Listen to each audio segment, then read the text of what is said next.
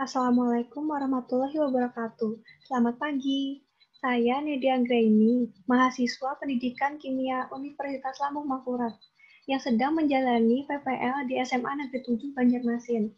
Jadi hari ini saya akan membawakan dua topik utama, yaitu sifat keperiodikan unsur dan kemiripan sifat unsur-unsur dalam satu golongan. Selamat menyaksikan. Jadi untuk sifat keperiodikan unsur ini memiliki arti sifat-sifat yang berubah secara beraturan sesuai dengan kenaikan nomor atom unsur dari atas ke bawah dalam satu golongan atau kiri ke kanan dalam satu periode.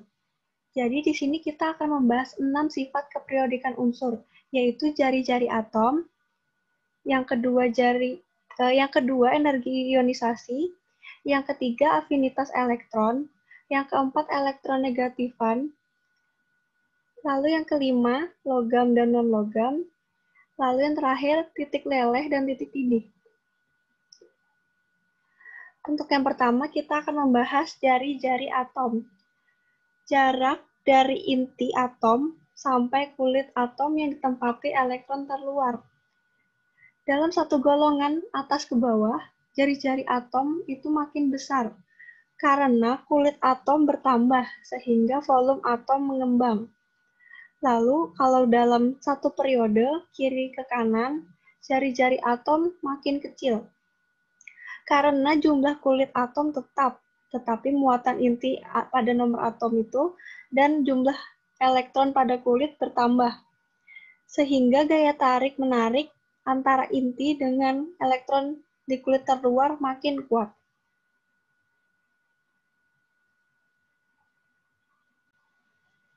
Lalu untuk yang kedua yaitu energi ionisasi atau bisa juga disebut potensial ionisasi.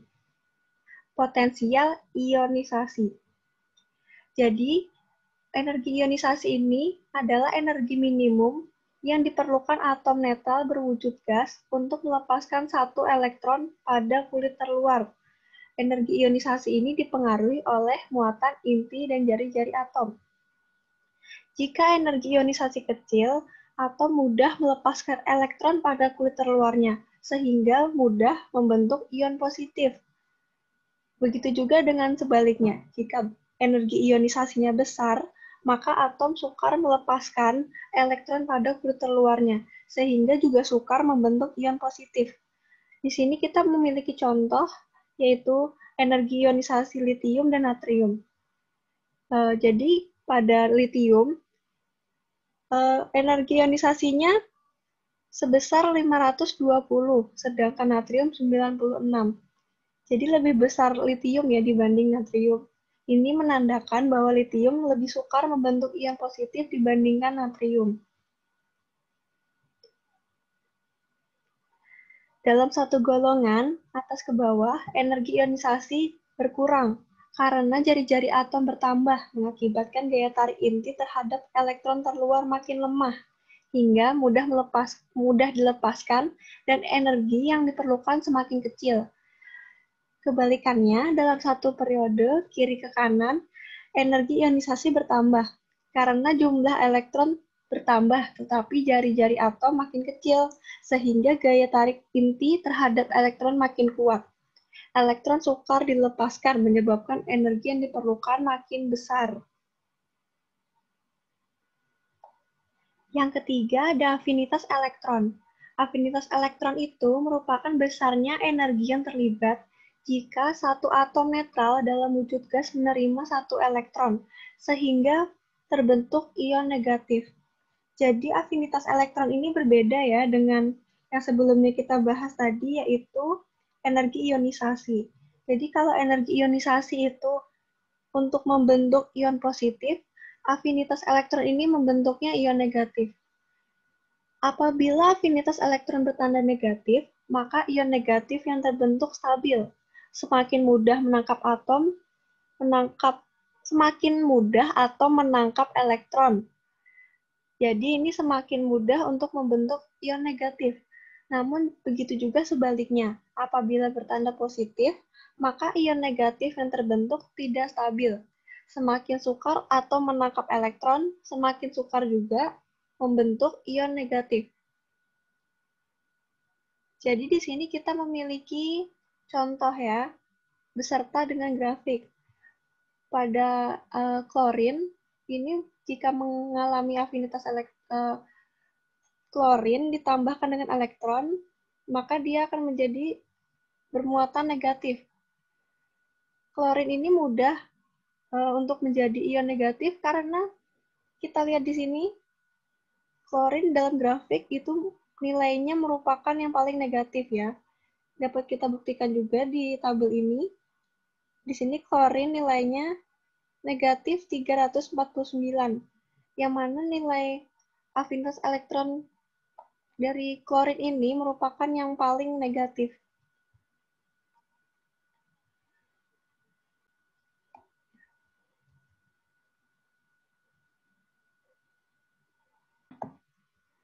Untuk afinitas elektron, itu dalam satu golongan atas ke bawah, afinitas elektron cenderung berkurang.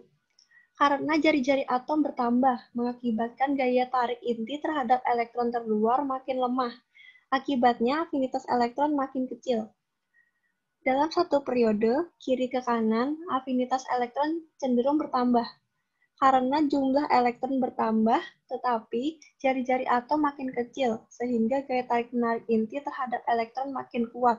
Akibatnya afinitas elektron makin besar. Lalu yang keempat, kita ada pembahasan tentang keelektronegatifan. Jadi keelektronegatifan ini merupakan kemampuan suatu atom untuk menarik elektron dari atom lain dalam suatu ikatan kimia. Harga keelektronegatifan ini bersifat relatif antara satu atom dengan atom lainnya. Nah, jadi di sini kita bisa lihat ada skala Pauling yang dibuat oleh Linus Pauling untuk mengukur keelektronegatifan suatu unsur. Jadi, Ibu minta kalian menyimpulkan dari skala Pauling ini bagaimana keelektronegatifan itu dalam suatu golongan dan suatu periode.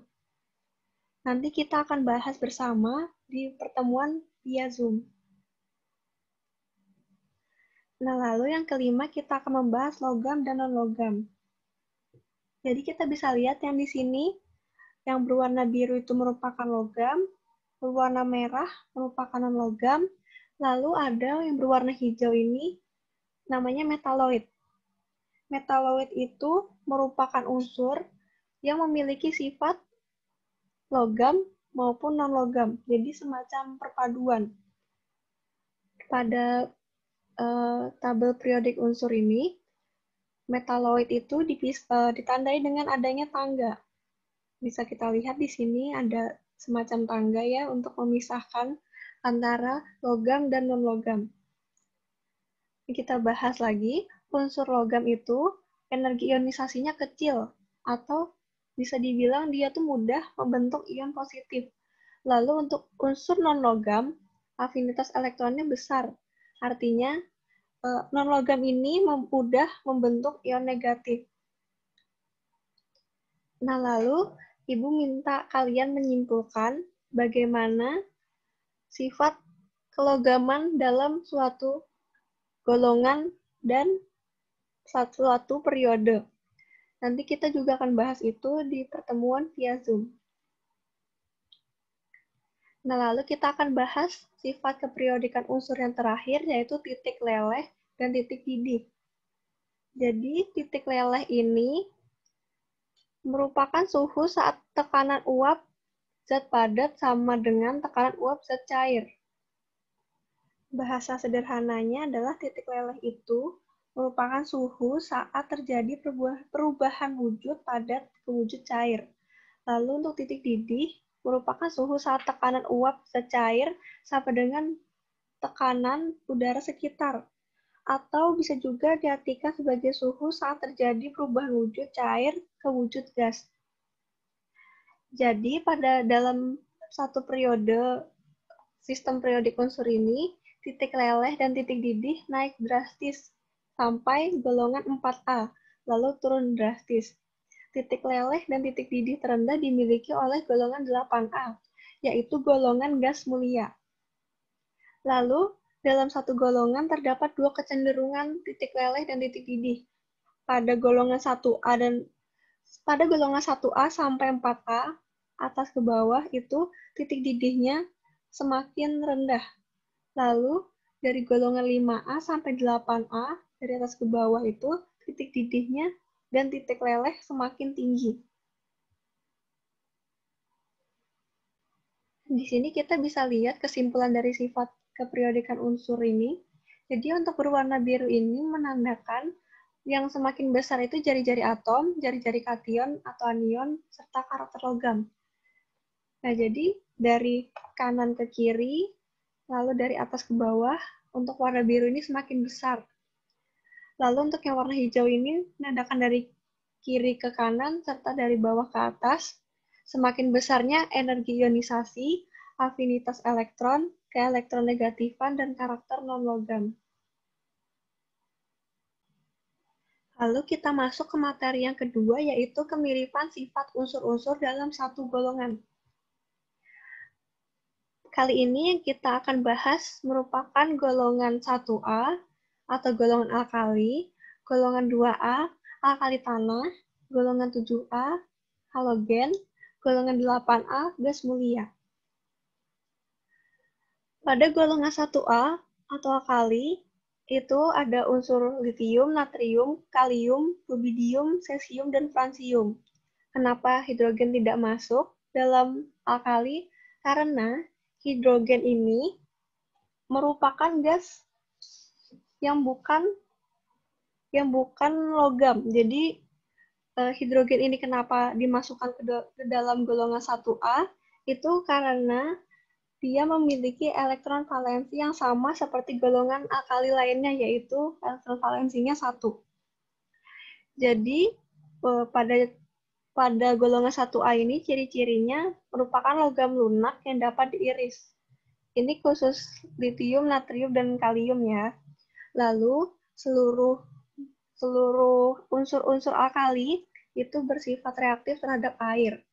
Sifat reaktifannya ini dari atas ke bawah semakin dahsyat. Jadi kita bisa lihat di gambar itu ada penampakan dari unsur-unsur golongan alkali. Lalu untuk golongan 2A atau alkali tanah, itu ada unsur berilium, magnesium, kalsium, strontium, barium, dan radium.